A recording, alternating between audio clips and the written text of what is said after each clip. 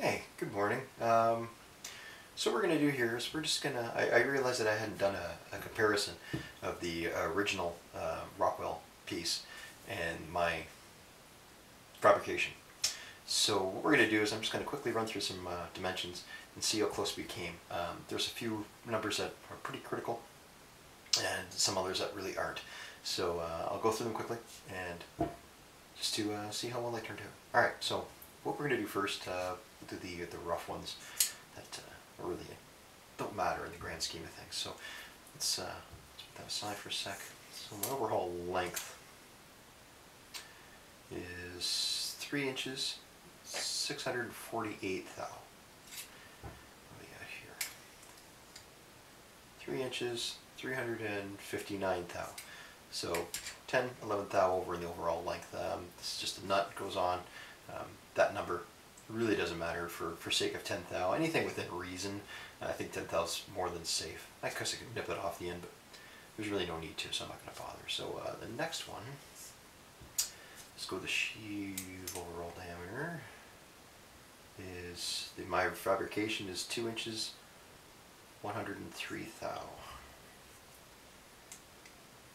This one is 2 inches, 95 thou. So a difference of 8 thou. Again, rather inconsequential in the grand scheme of things. There's some gearing there, but 8 thou is not going to make a difference on anything. Next one, let's do some width. We got 629, say 630 thou. We have 631 thou. Pretty damn good. Let's do ID. 1 inch, 362. 1 inch, 355, so a difference of 7 thou. Now, I did have this the correct depth, but I got some chatter, and I didn't like the look of it, so I just cleaned it up. Again, this is one of those inconsequential numbers. The belt doesn't actually get down this low, so it doesn't touch that surface at all. It was just, a visual appeal thing, and you know what, even when it's in the machine, I've got a belt wrapped around it, you can't see it anyway. I couldn't leave it alone. I had to touch it up. So what else do we need here? Oh, let's do the sheave opening. So now what I like to do here, because it's pretty tough to get a good number in there, but what I'm going to do is I'll go over, it should be around 490 thou. I think it was 490 in the book, 495 in the book. Anyway, so let's go close to 5. Okay, about 515 thou. And what I do is I'll go high, I'll sit up on here, and then I'll bury vernier against that side. And if I can pull back, it's too big. What I'm trying to do is just gently set it against there and not have any wiggle room. So let's drop it down to 5. There's 5 thou. So now it's butting up against this side, but I can still drag it back. There's no resistance there, so I need to go down a little bit more. Let's go 495 if I can get there. There's 495.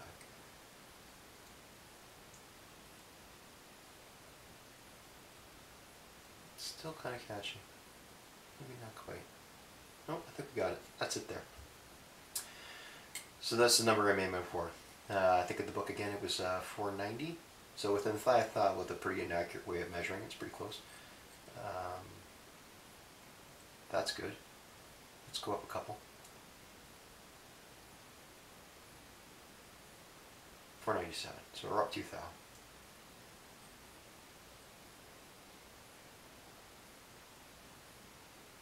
Almost got it. Yeah, it's right there. I think we're on the bleeding edge. So I think I'm within a couple thou. Bang on. Now, those who have been following along, I know this ankle's good because when I set up my compound for it, again, I used a dial and I measured off this face. So I know the angle's good. I don't need to be concerned about measuring that. Next up, I know the thread matches. This is the nut. Obviously goes on the original. I know it goes on mine, but for sake of easy enough. It's about the same amount of play. There's some crud in the thread, so it's maybe a fraction snugger. Let's do the two that matter. So now this particular part sits on top of a pulley. This portion is a slip fit. It's all held together with a nut on the bottom of the bearing pack comes up. But it should, you know, it's got to be within tolerance so it doesn't get too crazy in there. The original, as best I can get it, looking at 1 inch, 387 thou. 1 inch, 386 and a half. Oh, 87. Right there. 3 inch, 85. 3 inch, 87. So it's right in the ballpark. It should fit fairly well. Let's see. I've got here. This is the part here. So let's take the new one. Line up the key. Boom. That's exactly what I'm looking for. Just like that. This one's. I haven't bothered cleaning this one up, so I'm not too sure how well this is going to fit. Same thing. I don't have a key in there, so I can keep spinning it, but anyways, that's the way it's supposed to work. So now let me get this back out of the way. So now, the most critical number. This portion of the part, and the whole reason why I had to recreate this, is the bearing journal. The bearing journal is spec'd for a slip fit. Now, the reason why it's a slip fit is much like the spindle bearing pack. It's 2 bearings, like so. The originals had their faces ground, so the inner race face on these bearings was ground smaller than the outer race. Now the whole idea is that this pack sits in another assembly. This comes in here like so, and then a nut comes on here and develops preload. This is sitting on a shoulder. So the nut comes in, squeezes the ID of the bearings, the inner races of the bearings together, and creates a preload. Myself, I'm going to follow the same premise I did on the spindle. I'm not going to keep the bearings ground. I'm going to make up shims. I'm going to measure the deflection within the shim or the bearings. I've already done that, and then I'm going to take that amount and I'm going to cut some shims to go inside the outer race.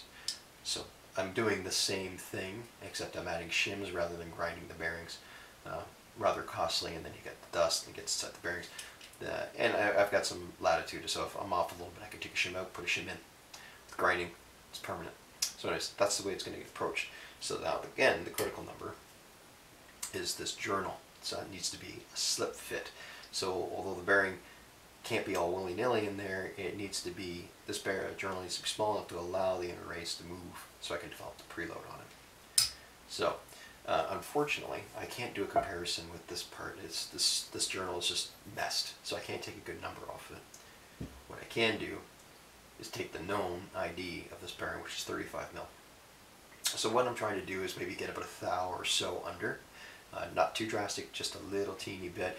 Even the thou, the bearing will still, you know, it's going to need a little work to get on. I'll have to have a little bit of lube to make it move, but that's the goals. Anywhere from 1 to 2 thou. 2 thou, any more than 2 thou, and it's a bit much. So I'm going to break up my super ridiculous precision micrometer here. I'm going to come in. We'll do it in 3 spots. We'll do the bottom first. There we go. 34.98 mil. So I'm 2, was that micron? So 1 thou. For those English speaking, including myself. Oh, there we go. I got a little bit more of it. There we go. 96. So that would be 2 thou. In the middle. 93. It's 3 thou and change.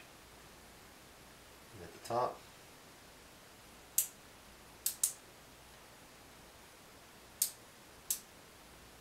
Say 95. 2 thou and change. So right where I need it to be. That's the supercritical number, and I think I nailed it. I got close enough. I could probably, I had to polish this up. I was a little bit high. I was floating right around 35 mil. So I put it back in the lathe in the little south bend there, and I spun it up. And I just took some 320 to it just to take it down a little bit. I could hit it with some Scotch-Brite if we needed to clean it up a little bit more, but I think I got it exactly where I needed it. So there's the comparison. I think it turned out great. The numbers that I didn't really have a value for, namely that journal, I think I fell in within the range that I needed. I don't have any doubt that it's going to go together great. I'll do a separate video for the assembly. The thing that's holding me off is this is the lock washer. This is the preload nut. So this needs to go down, and the lock washer retains it in its given point. So I'm waiting on this part. It's going to be another day before it shows up. It cost me like $1.50. This one's just a little mess. I could probably reuse it if I really wanted to, but I don't. There's some wicked wear on there from the old bearings. So anyways, for the sake of another day, I can show some patience. So anyway, guys, speaking of patience, thanks for following along. It's been a while. For all the hours of footage that I've got, there's been countless more that didn't make the cut. So anyways, there's the part. It's complete. Everything seems to be within spec. Thanks for following along.